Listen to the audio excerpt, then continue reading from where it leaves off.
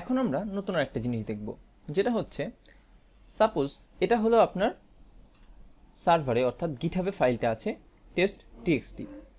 এই ফাইলে আমি এখন চেঞ্জ করলাম আপডেট, এবং এটা যদি আমি এখানে কমিট করে দিই তাহলে এটা কিন্তু এই যে সেভ হয়ে গেল এখানে। বাট এখন যে সমস্যাটা হবে, এই মাস্টারটা তো আপডেট হয়ে গেছে, বাট আমার যেই লোকাল ফাইলটা ছিল এটা কিন্তু আপডেটেড না। দেখেন যে আপডেট ফ্রম নিউ ব্রাঞ্চ, এটা কিন্তু আপডেটেড না। এর কারণ কি? কারণ হচ্ছে আমি কিন্তু এই যে মাস্টার ব্রাঞ্চেই আপডেটটা করছি জাস্ট, তাই না? এটার ভেতরে আপডেট করছি, বাট আমি কিন্তু এইটাকে আমার লোকাল ডিভাইসে নেইনি। তো এর জন্য আমরা যেটা করব, এখানে লিখব, দেখেন আমি এখন মাস্টারে আছি, তো আমি লিখব গিট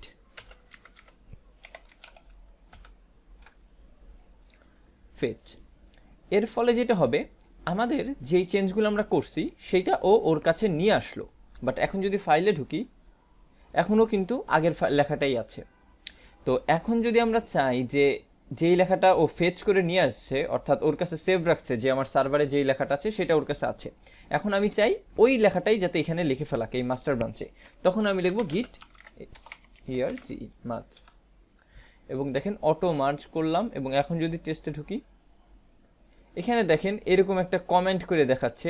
এর কারণ হলো এইখানে এই যে ফাইলটা ছিল এবং আগের ফাইলটার ভিতরে একটু পরিবর্তন হয়েছে, অর্থাৎ আগের ফাইলটা যেটা ছিল সেখানে এই লাইনটা ছিল আর সার্ভারে ওই লাইনটা ছিল না, বলে এখানে হলো হেডে এইটা পুশ করছে উপরের লাইনটা, এবং নিচে এই আপডেটটাও পুশ করে দিয়েছে।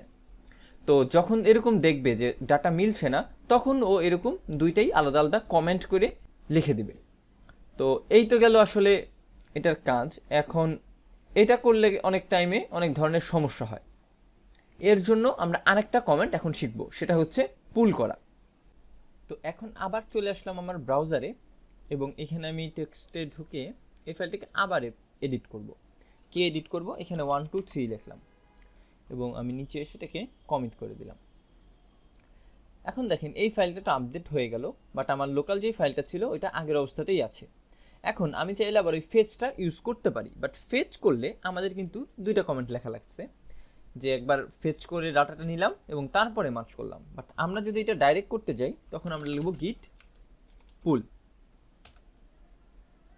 আচ্ছা, এখানে pull is not possible because you have unmerge file. আচ্ছা, এখানে যেটা হয়েছে, আমি এই যে মার্চটা প্রপারলি করি নাই। এখানে এই যে একটা স্ল্যাশ আছে, প্রিভিয়াস যেই মার্চটা করলাম ওইটা প্রপারলি হয় নাই, কারণ ওইখানে একটা ফাইলের সাথে আর একটা কনফ্লিক্ট করছে। তো আমি এখন লিখব গিট, তো গিট অ্যাড এবং কমিটের মাধ্যমে আমি স্টেজ এবং কমিট করে রাখলাম। এবং এখন আমি চাইলে গিট পুল করতে পারি, কিন্তু গিট পুল যদি আমি এখন লিখি, দেখেন আমার যেই ফাইলটা ছিল সেই ফাইলটা কিন্তু এখন এখানে ঢুকলে এই যে আমি দেখতে পাচ্ছি চলে আসছে। এটা হলো একটা আইডি দেখাচ্ছে, এবং এর মেন কারণটা হচ্ছে এখানে এরকম কমেন্ট কেন বারবার আসতেছে, কারণ হলো আমার ফাইলটা আমি ঠিকমতো আপডেট করিনি। একটা ফাইল এখানে আপডেট করা ছিল, আর একটা আমার লোকালে আপডেট করা ছিল, এর জন্য এই সমস্যাটা হচ্ছে। তো আশা করি বুঝতে পেরেছেন কিভাবে মেনলি এই গিটটা আমরা ইউজ করব, এবং যে কোনোভাবেই আমরা কিন্তু ফাইলটা এভাবে ফেচ করতে পারি এবং একই সাথে পুলও করতে পারি। এই দুইটা দিয়েই আমরা কাজগুলো প্রপারলি করতে পারি। তো আমাদের গিটের ভিডিও এই পর্যন্তই। আপনারা চাইলে যেই গিটের কাজগুলো করে দেখালাম এটা লোকালিও সেভ রাখতে পারেন, বাট আমি বলবো সবসময় গিটের সাথেই সিঙ্ক করে রাখবেন, না হলে কিন্তু এই যে পরবর্তীতে মার্চ করতে আসলে এইরকম একটা ঝামেলা হবে। তো আজকের ভিডিও এই পর্যন্তই। গিট নিয়ে আপনারা চাইলে আরও বিস্তারিত পড়ালেখা করতে পারেন, বাট আমি যেগুলো দেখাইলাম এগুলো হলো বেসিক কাজ। আশা করি সবগুলো বুঝতে পেরেছেন, এবং আমাদের প্রজেক্টেও আমরা এগুলা ইউজ করব। সবাইকে ধন্যবাদ।